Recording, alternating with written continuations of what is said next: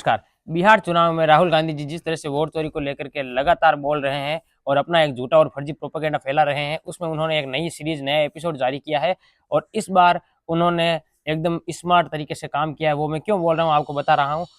Smart तरीके से इसलिए उन्होंने उनको मैं बोल रहा हूँ क्योंकि उन्होंने वोट के जस्ट एक दिन पहले इस बार ये एपिसोड जारी किया है, जिससे उनको लगता है 2-4 सीटें वो ज़्यादा जीत सकते हैं। 5-7 सीटें जीत ही रहे हैं, 2-3 और जीत जाएंगे, लेकिन ऐसा नहीं होगा। हम आपको बता रहे हैं क्योंकि यह पूरे तरीके से फर्जी और प्रोपेगेंडा वो फैला रहे हैं।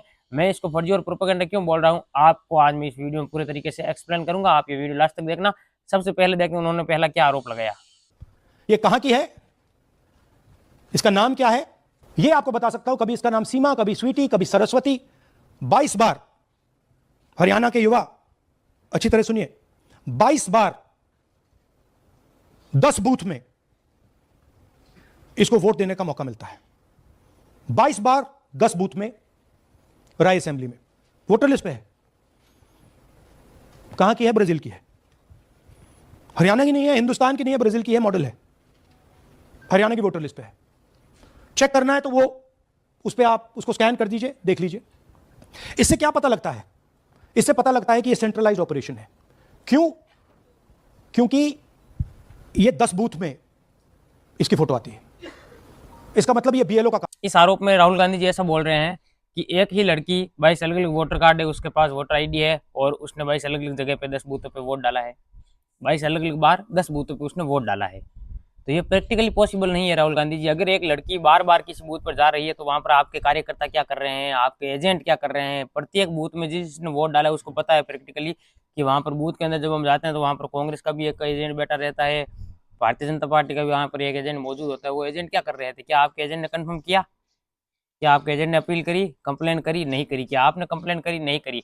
आप 45 डेज के अंदर अंदर वहां पर सीसीटीवी मांग सकते थे, आपने मांगा? आपने नहीं मांगा। आप बिहार में अब ये प्रोपेगेंडा फैला रहे हो। इससे अच्छा आप 45 दिन के अंदर अंदर, जब इलेक्शन कमीशन दे रहा है सीसीटीवी फुटेज, तो आपने क्यों नहीं मांगी वहां पर? आप वहां पर मांग लेते जब आपको ये सब पता था। तो यह आपको चुनाव में प्रोपेगेंडा ही करना है। अब एक लॉजिकली बात करते हैं कि मेरा अगर 2 अलग अलग जगह पे नाम है तो इसका मतलब ये नहीं है मैंने वोट दिया ही होगा। उसका अगर 22-10 अलग अलग बूथों में नाम है, कभी स्वाति कभी सरस्वती, आप बोल रहे हो सेंटर से वो नाम डाल दिए गए, तो ठीक है, मान लेते हैं सेंटर से डाल दिए गए। इसका मतलब ये नहीं होता उसने 22 बार वोट डाला ही होगा। और अगर ये भी मान लें कि ठीक है उसने 22 बार वोट डाला, तो क्या उसने भारतीय जनता पार्टी को भी वोट डाला? इसका क्या प्रूफ है आपके पास? वो आपकी पार्टी को भी वोट दे सकती है, उसने किसी और को भी वोट दिया होगा। तो ये सब लॉजिकली बातें हैं जो आपको और हमको समझनी पड़ेगी कि राहुल गांधी जी किस तरह से आपको, हमको, भारतीय की जनता को, बिहार की जनता को बेवकूफ़ बनाने का काम कर रहे हैं। ऐसा नहीं होता राहुल गांधी जी। अगर आपके वहाँ पर एजेंट जो बैठे हैं वो अगर ध्यान नहीं दे रहे हैं, तो आपको जिस तरह से हरियाणा में शैलजा कुमारी जी आपके प्रदेश अध्यक्ष ने बोला है कि आप अपने संगठन पर ध्यान दो, आप वहाँ पर ध्यान देते, आप अपने नेताओं पर, आपने अपने एजेंटों पर ध्यान देते तो ज़्यादा फायदेमंद रहता। अब देखते हैं इन्होंने अगला क्या आरोप लगाया।